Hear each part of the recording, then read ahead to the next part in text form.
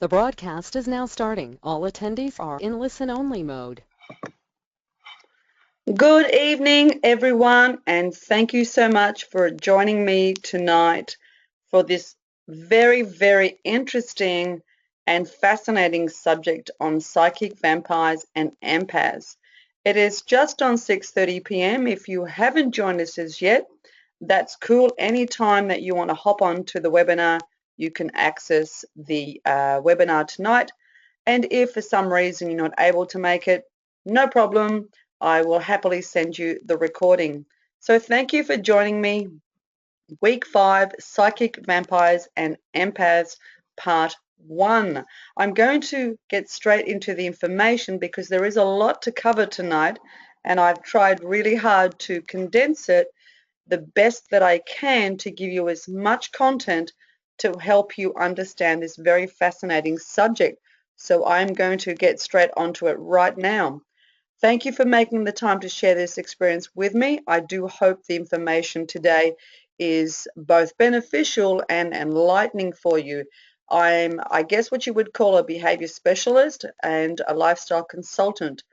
I try to enhance and definitely look at ways to improve where my clients are to where they want to go and find the best way and strategy to help them get there. There is never always a perfect situation, but working with a consultant and coach and soon to be counselor, we can nut out the best strategy that fits you, not one that comes out of a book that is general. I work on a very personal, in a personal way, and I take every facet of the client into consideration when I work with them. Of course, the information today is of a general nature and it is not personal advice. You're very welcome, and I encourage and welcome you to connect with me on Facebook, LinkedIn, Twitter, email, etc. if I can be of any service to you. My name is Marie Esteban, and my brand name is Creating Extremely Tough Leaders. Contact details for you on the screen now that you can take down, and if you don't get them, no problem. I will provide them to you towards the end of the webinar, but there are a few ways that you can connect with me. A little bit of information about me, and if you've heard this a few times, I do have to cover this for obviously for disclosure and legal reasons. So I'm still a registered fitness trainer under Fitness New South Wales. I'm a Reiki practitioner, an NLP practitioner, and life coach under the Australian standards, educational standards, and I'm now a counselling student. And I go back to my college tomorrow evening. I'm very excited about my next subject. I'm a mum. I have two cats, Lulu and Mufasa, who I regularly have to separate because they have conflicts and confrontations. I love what I do, and I really do have an absolute commitment towards working with my clients. I have a red car that has gone through a service recently. She's very clean, and I'm trying to keep it that way. And I was a professional Latin and flamenco dancer. So first of all, I want to make this clear, and it may sound perhaps a little on the negative, but it's not. We are all connected through vibrations of energy. Now, whether you're agnostic, whether you're an atheist, whether you believe it or not, is completely irrelevant to the purposes on a science and a quantum science level. We are all connected.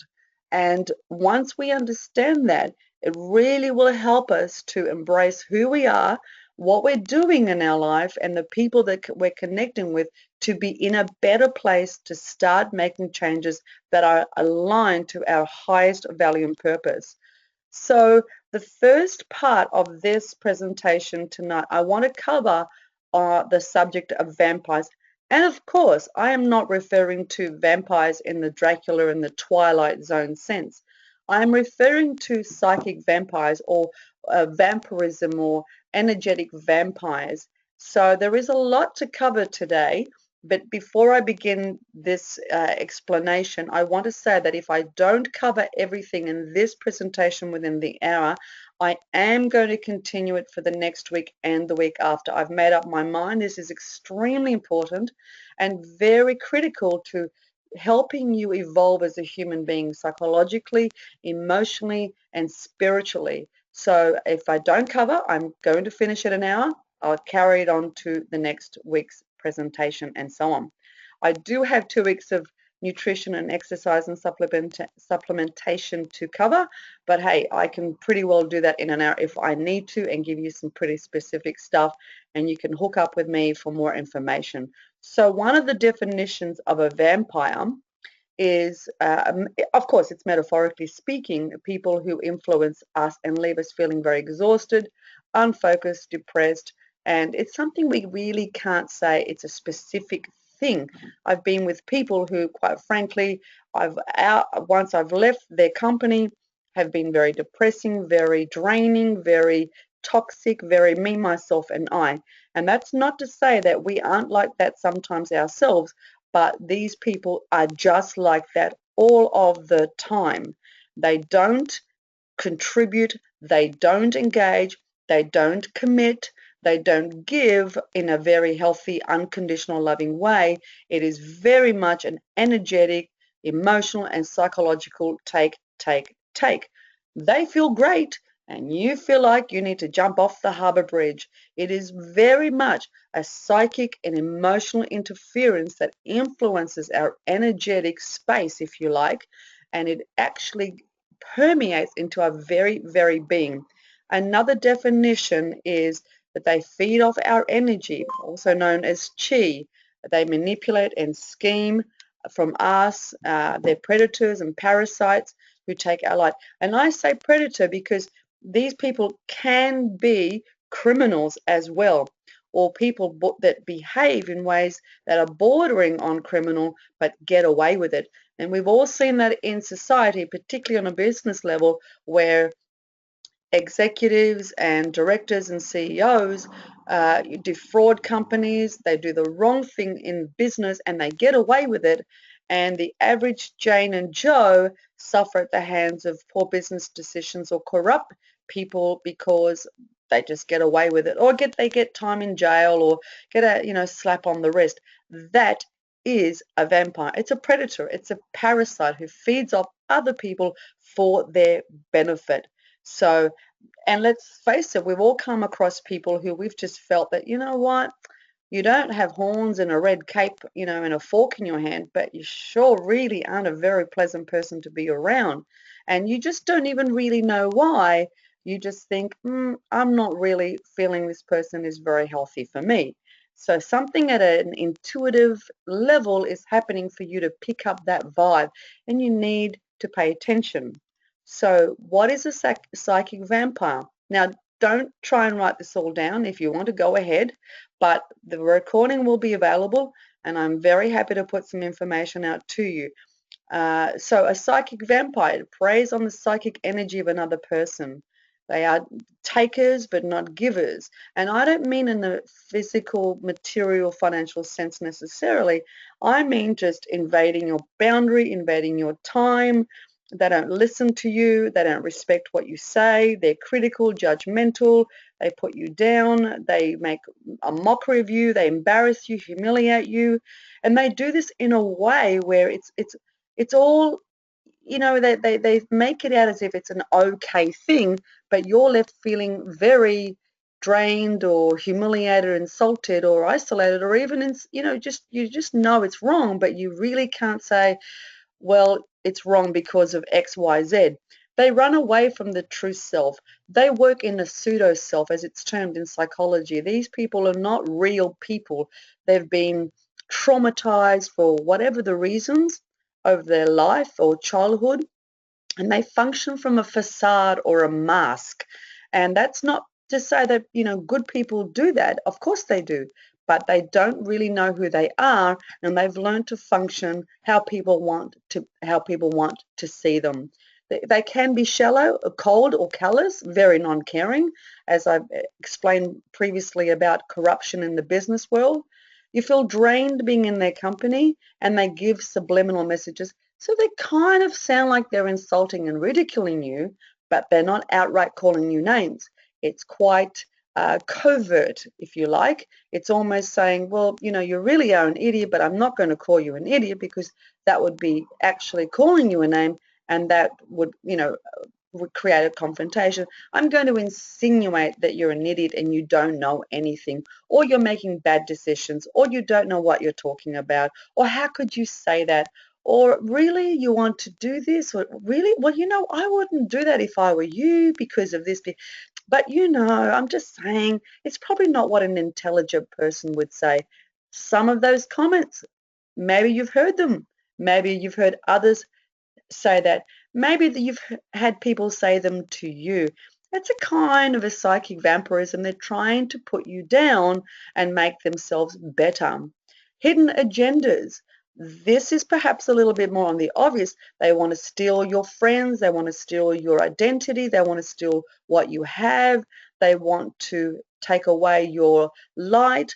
They want to put you down so they can feel better.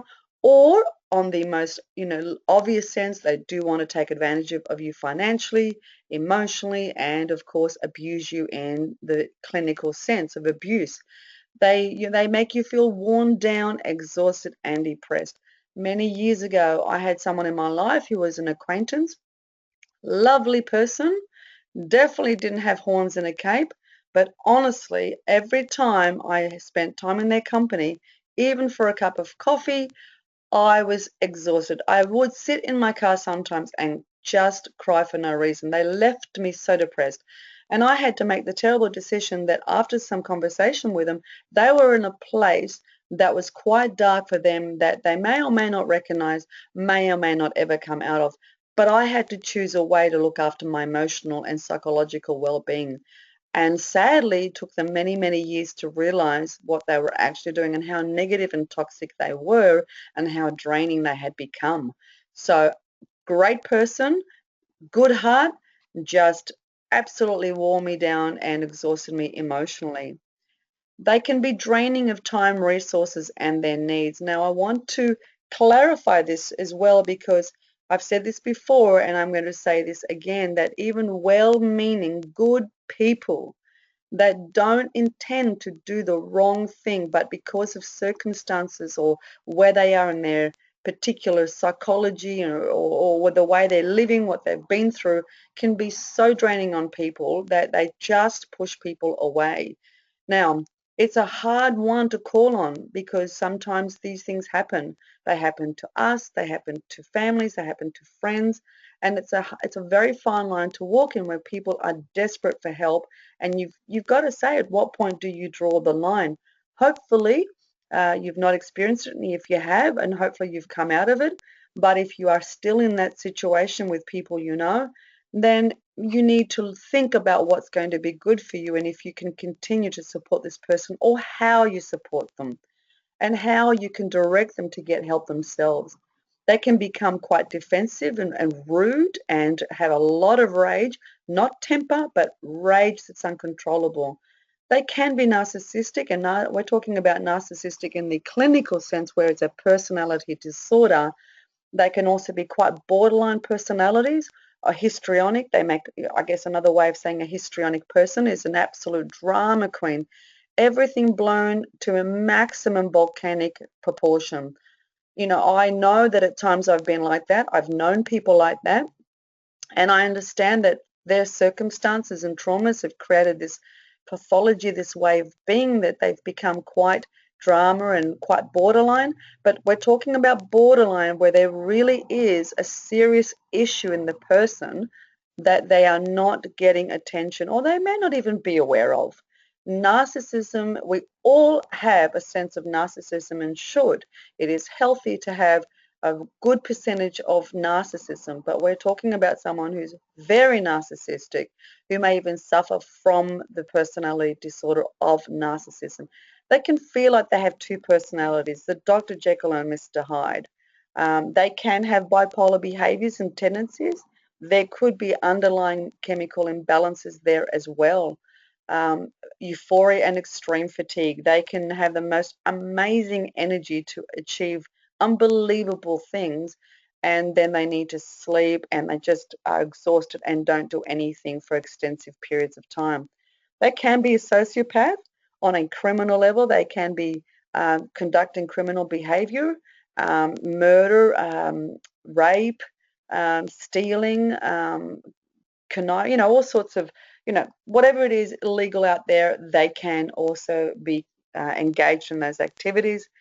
And they can also be engaging in criminal behavior that just doesn't get caught. It stays below the line of what would be deemed an illegal activity. They use people and then reject them after use. People that are vampires, and they don't need someone after their use. It's just like an expiry date. They throw them away like rubbish. And we're not talking about people that walk in and out of your life because you've come to a crossroad where you don't connect. But there is very much here where someone's used you for something specifically or specific things, and they've even told you they don't want you, or they've gone behind your back and done something else, and or they don't return phone calls, or you know that you're being left out like garbage. That is a form of vampirism. You've been used and abused. That can be lies, even pathological lies. And some pathological liars believe their lies to the extent where they actually do believe that they're not lying. There can be cheaters and gamblers, alcoholics, and even drug users. They play with friends and family against each other.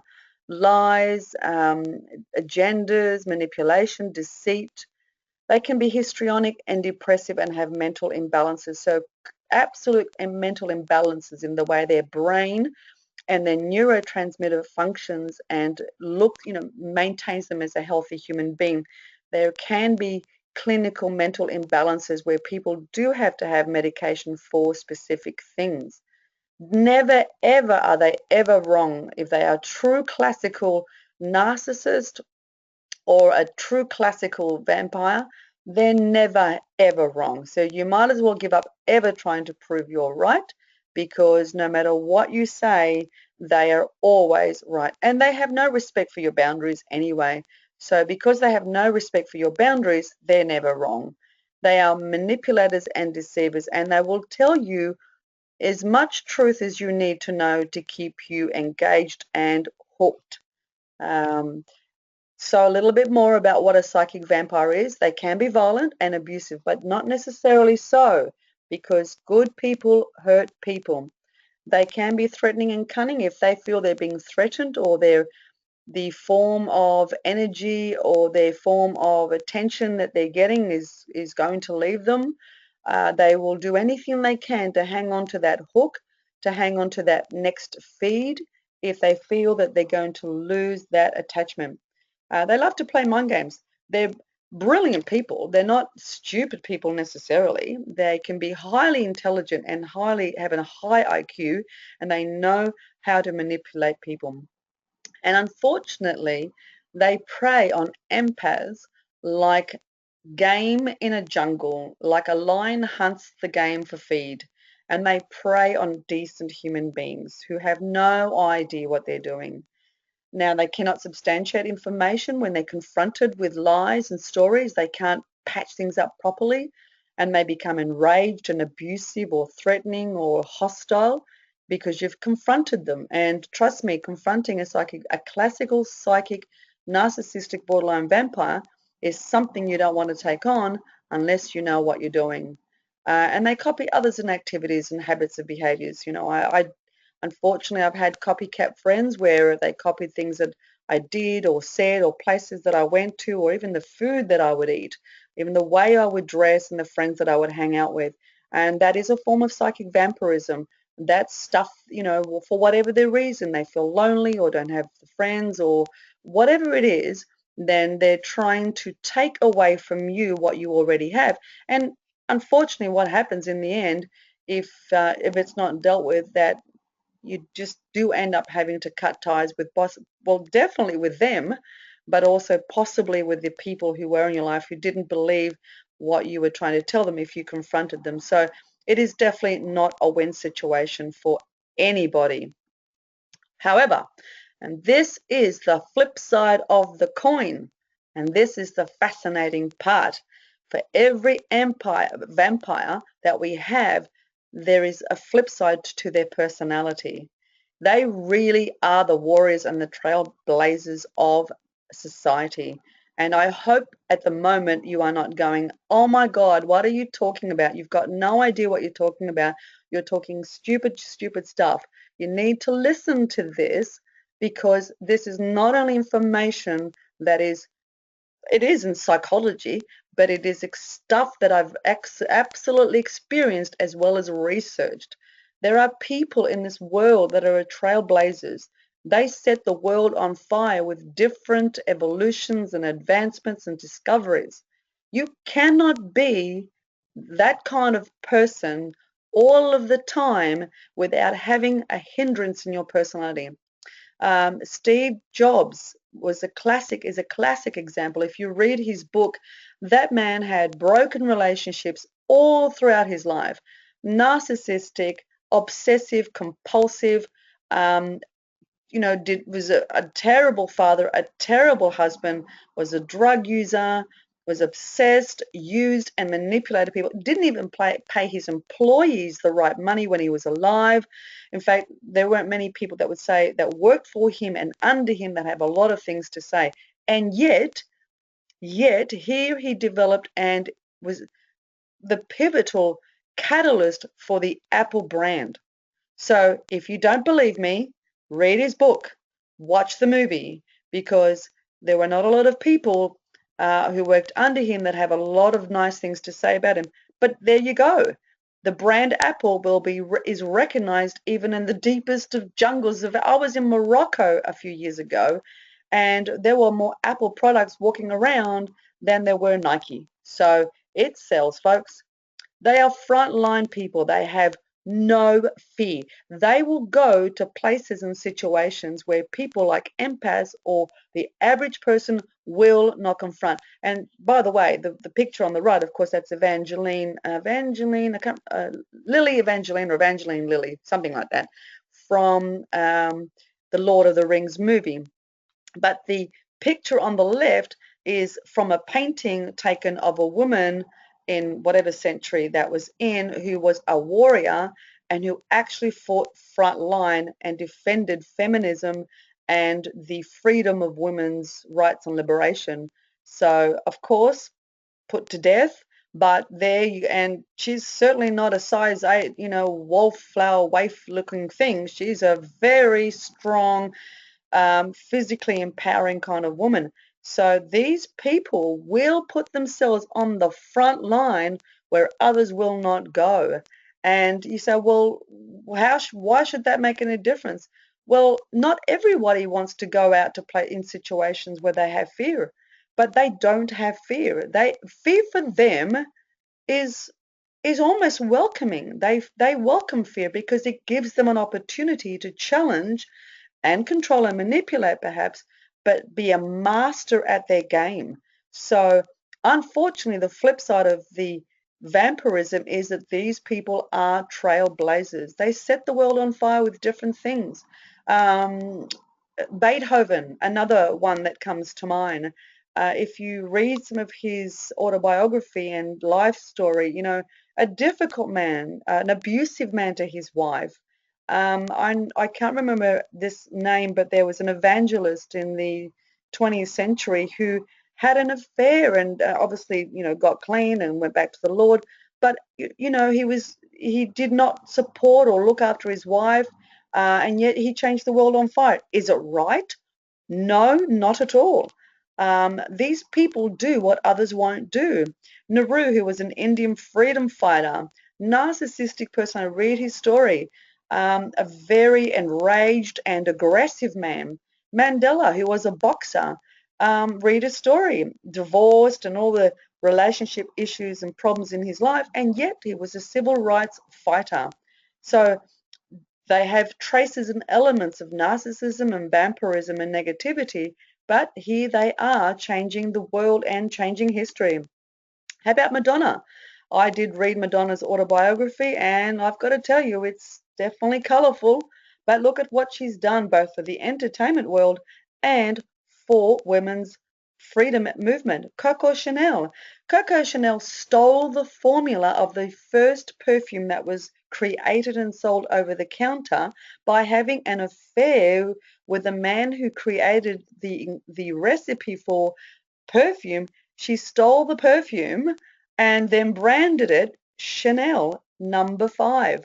So there you go. No angels. And we look up to these people as some sort of god or demigod is setting the world on fire. But when you delve into their life a little bit deeper, it's not all sweet roses and angels. Not excusing vampirism at all. Not at all. But there is a universal order and balance to this.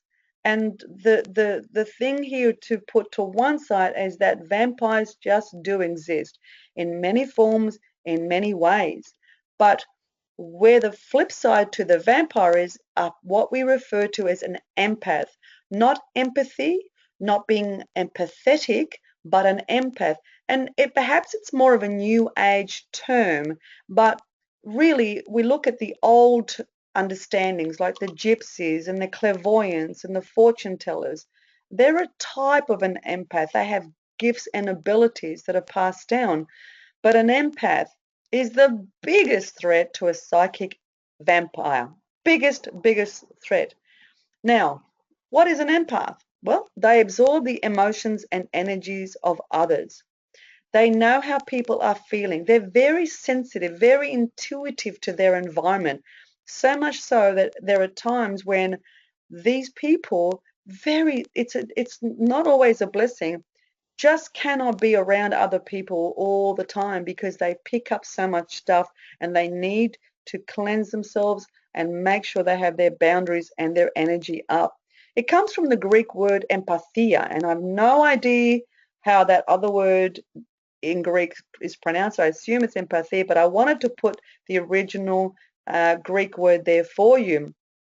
It is not to be confused with empathy. And sadly, empaths feel pain at their own detriment. They take on the pains of others. They have high third eye awareness. And if you don't know what that is, you can look that up yourself later on. Just look up third eye on the chakra system and you will get a little bit of information. They dream a lot and they astral travel. So they can astral travel in their dream. Transcendental meditation, you've probably heard of that. Their dreams are extremely descriptive and they can dream of things both to come, of themselves, and of others. And I can tell you here that they're also very sensitive to nature and animals, and they fight for the underdog. And I will tell you right now that just reading that, that is me. I'm what I would be classified as an empath, and I can tell you from my heart that was it's a beautiful thing to have, and I love helping people. It is by no means a little sense of responsibility. In fact, if you feel that you've got any of these traits that I'm going to be giving to you tonight, I really encourage you to connect with me and have a conversation. They're very quiet achievers. They don't make big noise about what they do. They just get on with the work. They just do what they do because they love to do. They are very open about themselves and they share information, perhaps too much for their own good, but they have no agenda, so they're innocent about what they say. Unfortunately, it gets misconstrued or judged or misunderstood because they're probably sometimes so ignorant and oblivious of what they're really doing and perhaps a little bit unwise about their actions. Very expressive in behavior and activities and language. They're very highly creative and imaginative. And they're like kids. They just love to have fun. They're lucid dreamers, as I said, and they love to dream of others. So, of stuff. So, and they're daydreamers. They're daydreamers. They just can daydream off into anything. They don't like the mundane. Routine for them is just not them. And they need to be constantly stimulated. They resonate with paranormal things. So, I can tell you a lot of experiences for me where I've been in situations where I have been with people or things where I've just felt, certain things and it was one of those very weird situations, perhaps like poltergeist kind of things. And unfortunately, I was the only person in the room or with people that felt it. It made my life quite difficult. I've learned since to manage it and manage it better, and I have very clear boundaries about who and what I do with. because if people do not respect me for who I am or appreciate me, they don't have to get me, they don't have to understand me. I don't expect that. But if they don't appreciate that, hey, I just do things a little different to you, then they don't walk my circle, period. So they know stuff without being told. I know stuff sometimes, and sometimes I don't like it. I don't want to know. I'd rather just sit and tune out and switch off. I don't like, and this is me, but empaths do not like raw, vengeful violence, even TV. That we're not talking about the Terminator kind of fantasy, Lord of the Rings kind of Thor and Avengers. That's all fantasy, but where there is clear, abuse and violence, people being tortured or rape, or there's just aggression in a true and raw primitive form, then that it can actually make an empath physically sick. They can have addictive personalities. Empaths can get addicted and in relationships with vampires or codependents or bipolar or people with personality dysfunctions because of the attraction to the high levels of energy that psychic vampires also resonate at. And they always take on too much, way too much than they need to be doing. They are victims to vampires and narcissists and abusers. They do have a very high sense of adventure and they play like a happy child. Empaths, you can really make them happy with the most simplest of things. Free spirits. They refuse to be tied down. Won't ever be tied down. Forget it. They are knowledge and research junkies. If you give them something to learn and research, they're onto it. And before you know it, they'll have 300 emails, 400 documents, and they just absorb information like research junkie.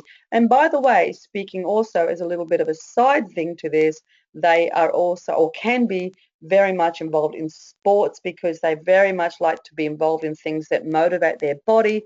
They like to be in tune with their body. They like their body to run really well. So they're very sensitive to their body's needs, food, exercise, meditation, etc. Sensitive to the mood, and I meant to also put in there the moon cycles, and they can sense dark energy and can overcome it. I've been attacked many times by psychic vampires, not even in the same room with me, and I have no problem dealing with them. Vampires and empaths. That is the balance. It is a balance of order. Now, I'm not sure how this goes, but there is a psychological definition of chaos and order. Out of chaos comes order. When there's too much order, we need chaos. When there's too much chaos, we need order.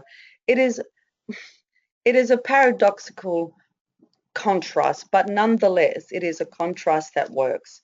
They are polar opposites and they attract each other like no tomorrow. Unfortunately, two highly intelligent people, and they can create war and peace at the same time. There is always an energetic connection that we have to some form of an empath or some form of vampirism. We will attract and we will engage to either or both at some time in our life. It is just the way it is. But, and I've kind of put this here, light versus darkness, because it can be like that. An empath is a creature of light, and of course, a psychic vampire, we would say, is in a dark place. What do they have in common? They both have heightened sensory acuity. They're quick to pick things up, faster than the average person because they have attuned their senses acutely, particularly empaths. If they've inherited or worked on developing their gift, their sense of acuity is phenomenal and they can pick things up.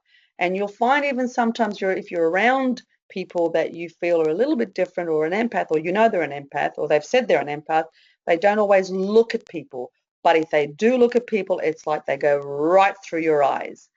Strong energy awareness. I feel presences, strong emotionally and empower. Empaths, even though they can be quite weak and frail and sometimes to their own detriment, they are very powerful in energy. They just unfortunately take a long time to realize that. They're polar opposites of good and evil. And, vampires fight for themselves, but empaths fight for the good of others and the universe.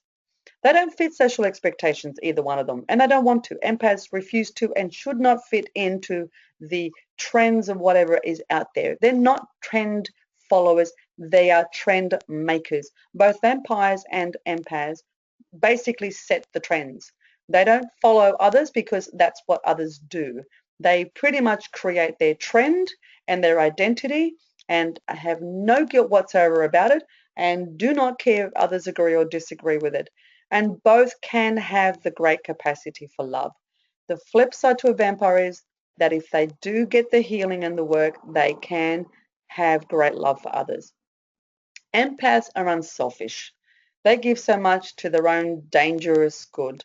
And vampires, in the true psychic vampirism, are completely and totally selfish. Empaths are introverts and feel pain. They play the victim card, and they may have gone through things in their life, so they tend to play the victim card. Whereas vampires can be extrovert and they dump their pain onto an empath because an empath wants to help everybody. And if you do know people like that, please go and help them because they are going to be killing themselves emotionally and physically.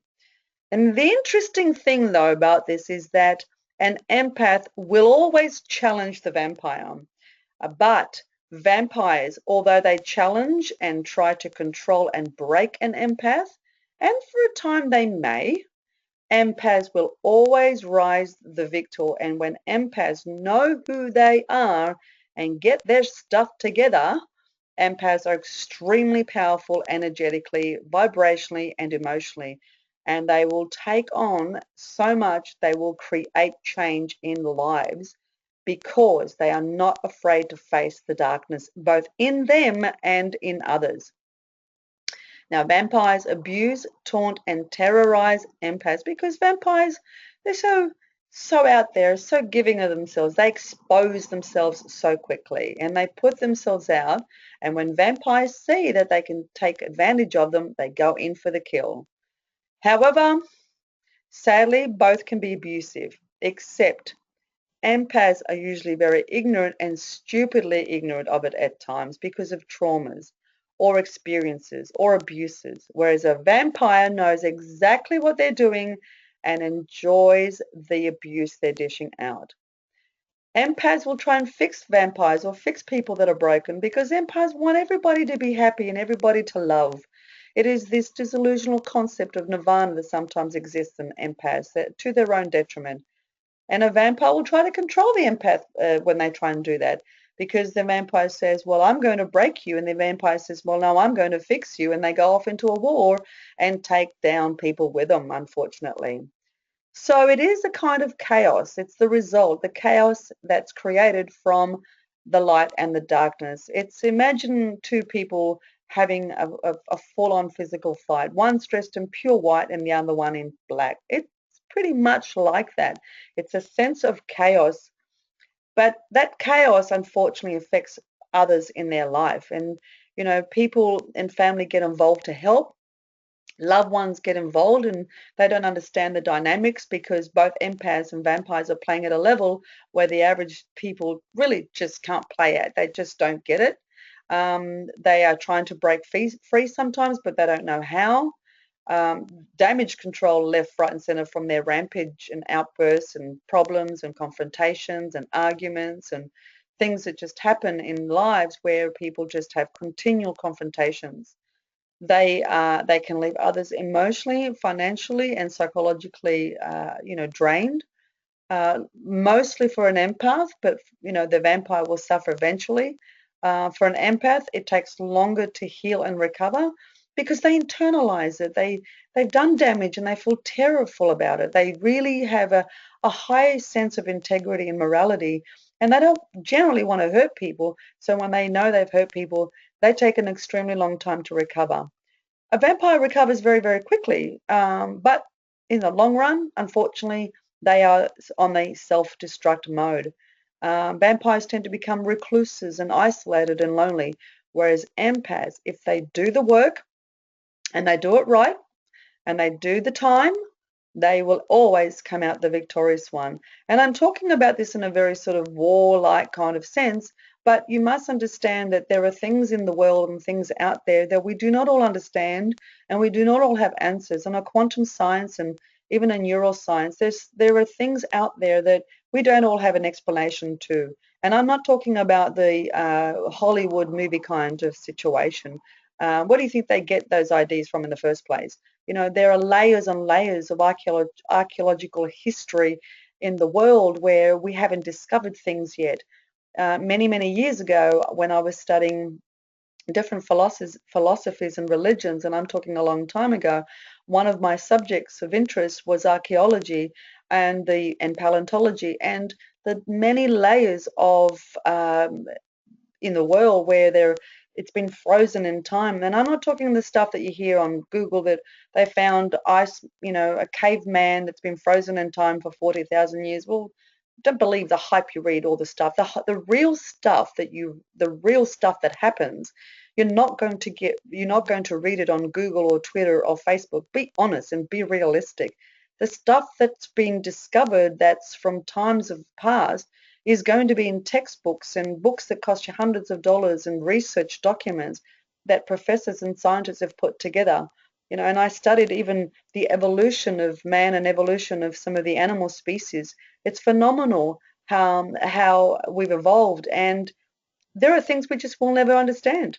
And we're not meant to understand everything. We understand in time. So I've got a little message here. The audio has been, I hope it's still recording. It's saying it's still recording. So it's trying to connect. So hopefully all is going well. If it isn't, I probably won't know till I've finished recording this, but I'm going to keep going. So if it doesn't reconnect, it's telling me it will shut it down, in which case I will just have to continue another time. So there is a balance. You may not believe it. You may not agree with it. It's regardless. It is a balance of a kind. Chaos out of order and order out of chaos. It definitely has a balance. Okay, cool. It looks like my connection has been reestablished, and I don't know what I've lost, but if I've lost anything, well, it's lost. So yeah, I'm really quite serious when I say there is a balance. It's about 12:15. I'm definitely not going to get through all of this, so I'm going to go up to wherever I can, and we'll stop the webinar and continue it with next week. I don't want to do this rushed because it is stuff that's very important, and I'm going to bring it back down to a basic level of every day so you can get this and reflect on this in your own life. Order out of chaos. Order always comes out of chaos. It always has a purpose, and the human evolution and development, think what happened out of each world war and each conflict in mankind. You know, a higher level of consciousness is created. We start to appreciate who we are as human beings better. We start to have a higher appreciation for spiritual and psychic influences. Out of great travesties in the world, we've got a higher connection of a God or higher power or whatever your deity of belief is. You know, I've put God and higher power there, but whatever deity you believe in that works for you, the emancipation of a human race, each generation of evolution since ape man, we've evolved in both science, evolution, and lifestyle. Our longevity is extended, the quality of life has improved, our tolerance for one another has improved, and our intolerance of things that are wrong is increasing. The distinction between black and white, good and bad, is clearer. There are things happening in the world right now that are terrible, horrific, shouldn't be happening, but there are people who are rising up and saying, we will not tolerate that, and working towards the better good. Understanding increases of what and who what we are. And look, when we're 20, we understand in part. When we're 30, 40, 50, and 60, we certainly understand a lot more. So our understanding of ourselves as human beings and of others increases, which creates tolerance. We do become less tolerant to abuse, wars, and violence, and so we should, because it is unacceptable. I watched a documentary. Well, it was actually a documentary, but it was recorded at the. I won't say it was, no, it was it was actually a presentation of. I know I won't mention the specific places where women are tortured and raped as a hobby, and they're kidnapped from their homes taken to these horrible camps, and they're tortured and raped and murdered. And I'm sorry if this offends you, but it is a reality of life out there, and that's unacceptable. Whether it's a woman or a man or a child or an animal, it's completely unacceptable. But people are rising up and creating opposition and challenging them and taking them on. And sadly, lives are lost because of it. But if we don't put ourselves out there and say no to things that are wrong, we're just going to accept it as the norm, and that's not going to happen. Leaders are born and that change the world. Great leaders like Mandela and Obama, and even Richard Branson, who's a great entrepreneur. He is what we call on the level 7 of the chakra level. A great entrepreneur. My daughter had the privilege of meeting him at one of her food classes. She's finishing her chef diploma this year, and she had the absolute fortunate opportunity to meet him. And he sat down with her and had a conversation, and there is nothing negative my daughter could say about him. A wonderful person who had the time to listen to her concerns. That is a leader who will change the world, and he already has. He is a true empath in the sense of making things happen in the world. Love and self-love can improve out of chaos. So there are lots of benefits when they come out of the chaos that's created when things just go wrong in the world.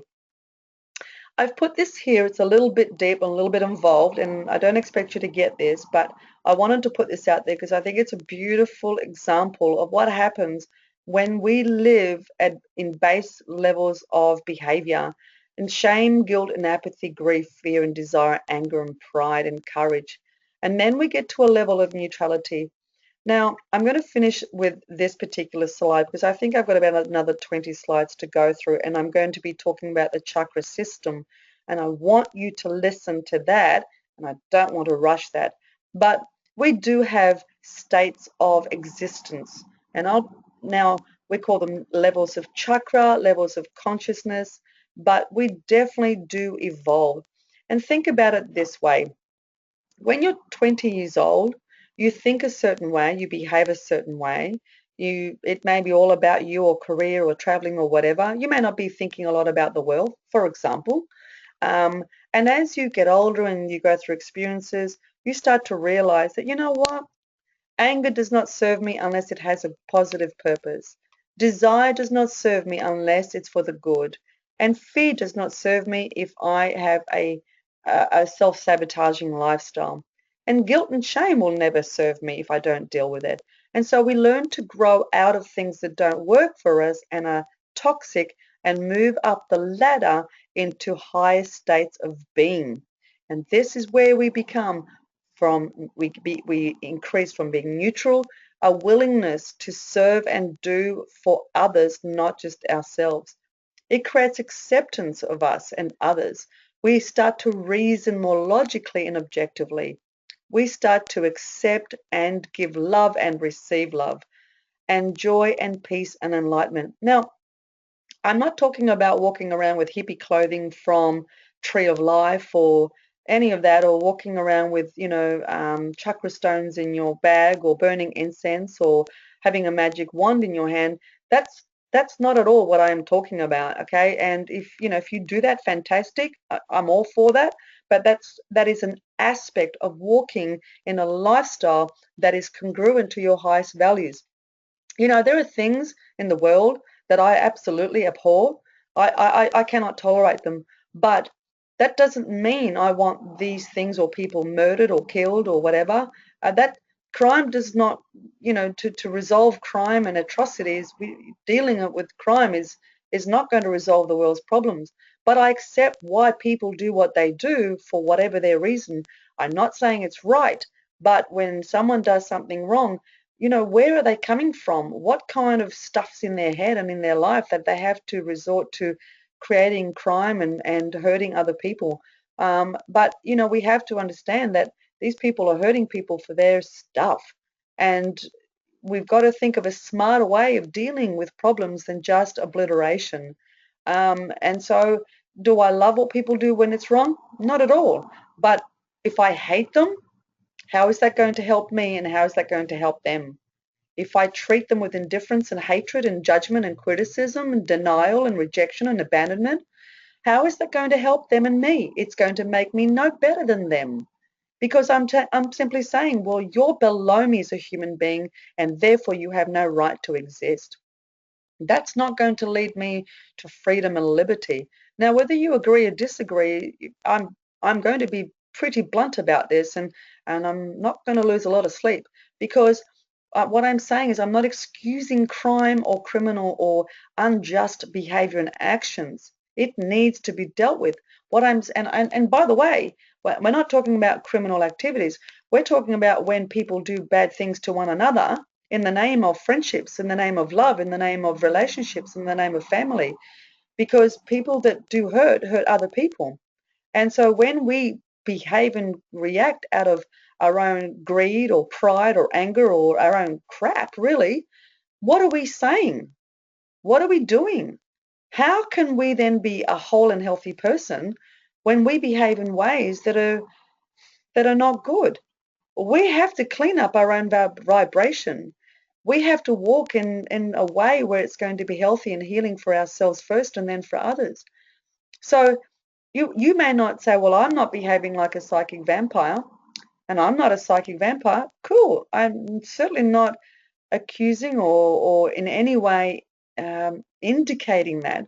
But what I'm saying is that if we're doing things that are not healthy, we are operating from maybe subliminal, maybe subconscious, but definitely from things that are not healthy. We will create problems in ourselves, for ourselves, and in the lives of others.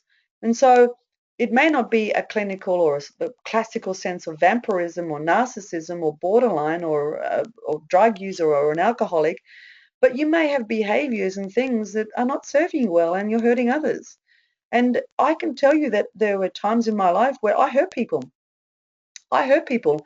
And it pains me, because if there was something I could do to fix that, it would be to take their pain and make them better. But I can't. I have to admit my guilt and responsibility and accountability and do whatever I can to say, hey, you know what, I really stuffed up. I hurt you, and being an empath, it's usually on the oblivious, ignorant, stupid way, because I had this thing that we could all get along with one another, which is not realistic. And I've definitely evolved in many ways over the years, but I have to clean up my own vibration. So I stop suffering, I get by on my own 2 feet, I flow in harmony, I can elevate myself to accept and reason and love and have peace in my own life. And then I can be an influence to others and be a positive influence. And at the end of the day, really, we want the same thing as everybody else: acceptance, love, feeling of belonging, feeling that we are not judged or criticized. And so this is very important, because we will probably never ever get to the level 8. There is actually a level 8 in the chakra system, and there's pure enlightenment, and you probably won't exist on this planet. But, and we're not talking about the gurus in India either, where we're talking about people who've completely transcended on a way where, whether they have $1 million or a dollar, or $1, they're no different. And, we're all growing to levels of consciousness. But we definitely all emanate a vibration. And I really want to leave it there, because that is very important what I've said. We all emanate a Hertz vibration on a scientific level. It is a fascinating thing. We all give out energy. We all give out influences. We all give out interpretations. Look at body language and facial expressions. That has an energy behind it. Look at someone when they're angry. You feel like, oh my God, this person's going to hurt me. And when someone's happy, you want to be around them. It is a form of energy. So very much a quantum science um, system. And I'm going to finish with this particular slide here tonight. I'm just going to have a drink of water. So the root or the base chakra is the first level chakra. I think it's called Muladhara, but I could be wrong. And that is the color red, which is of course the earth, physical identity, self-preservation. I'm not going to go into this too much, because I'll explore this next week. The sacrum, the orange, the water, emotional identity, self-gratification. And the solar plexus, yellow, fire, ego identity, self-definition. Now, if you don't know what where you are in the chakra system, that's really cool. Um, Give me a call, send me an email. I'd love to help you through that. I generally take about an hour to explore that with a client, and that's part of the work that I do. For example, I am very predominant in well, of course, it would be obvious to expect that throat chakra is my main chakra. Of course, what am I doing tonight? I am presenting on a webinar. And as a coach and consultant, I do a lot of talking. As a personal trainer and instructor, I talk all the time. And as a research junkie, I love to obviously give people information and strategies to help them. So I am predominant a throat chakra. However, and this is where the dilemma gets when we don't really understand who we are, I am also very, very high on third eye indigo. So I float between those two. But hey, we can get back down to the root chakra within 5 minutes when we act with primitive fear, judgment, agendas, duplicitousness, hypocrisy, lies, and all of those negative things that we don't want to talk about. Or, even being a throat chakra kind of person, I can use my voice to help heal and encourage and exhort, or I can use it to tear someone down. So it's not all because I'm a throat chakra doesn't mean it's all harmony. We have uh, negatives and we have positives to those chakras. So that's why if you have a look, for example, at the throat chakra, you will see creative identity and self-expression. So self-expression, you can say things nicely and uplifting, or you can say things to tear someone apart and bring them down. We all have the capacity to do that. No one is exempted from that behavior. We just have to keep striving to not stay in that and rise above it. I definitely do not have drama in my life, and anyone that wants drama needs to find someone else to play with, because drama serves nobody, and it doesn't help me and it doesn't help others and it doesn't help the universe. So I know this has been quite deep and kind of out there for some people, and they're probably going, I have no idea what this is all about. It's way over my head. I don't know why I registered for this webinar. This is all really weird woo-woo stuff.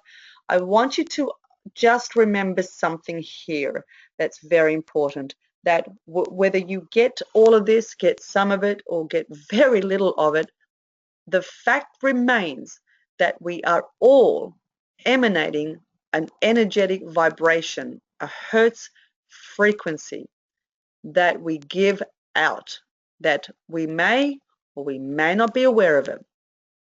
You may recognize some of the traits that I've mentioned about vampires and empaths with people you know, or people you've known, or even in yourself.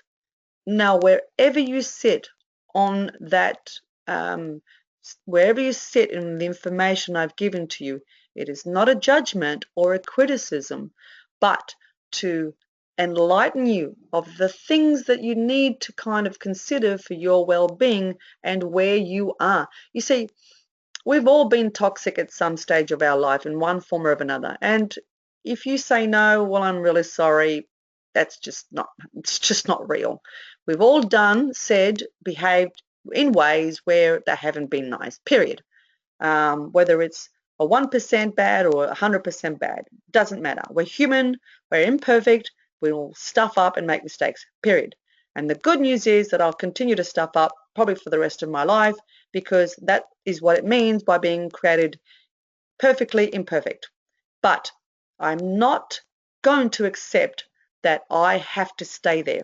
I can rise above it, and I can change what I don't like in me to then be a better person, to be a better friend, a better partner, better mom and trainer, coach, etc. So until we start to clean up our own vibration and clean up our own crap, then we can't be the positive influence in ourselves and to others and to the world. Because you play a part in the world, whether you agree or disagree, whether you're doing anything or not is irrelevant. If you're not doing anything for others in the world, get off your butt and do something. because we need to be all involved. I don't mean send money to a charity. I mean getting involved in the lives of others on a one-to-one basis, or at least in something that you feel you contribute. And if you can't because of time, like me, my time is very, segmented in different appointments of whatever, but I do get involved and I do charity work because I have a responsibility to myself and to others. So wherever you sit in the information in terms of vampirism or empaths, take it, reflect on it, mull it over, sleep on it, and if it triggered something in you or in someone that you know or someone you knew, then you have a responsibility to do something about it. I've been doing these webinars now for 5 weeks. And what's annoying me is I'm getting comments from people saying, I know, I can't believe it, it's amazing. Then get off your butt and do something. Don't just listen to it, really do something about it for you, because you so deserve to have a great life. Don't be saying to me in 6 months, 6 years, whatever, that I didn't do anything. That is simple BS excuses. It doesn't matter what you've done, not done, or what others have or haven't done. What matters is what you do with where you are. And you have the capacity and the power and the energetic strength to rise above it. So I want to leave you with this to encourage you, because I can tell you that there were times in my life where I really did not think I was very healthy to be around. And I don't say that with any shame or guilt, because of things I'd gone through and things that I'd been subjected to.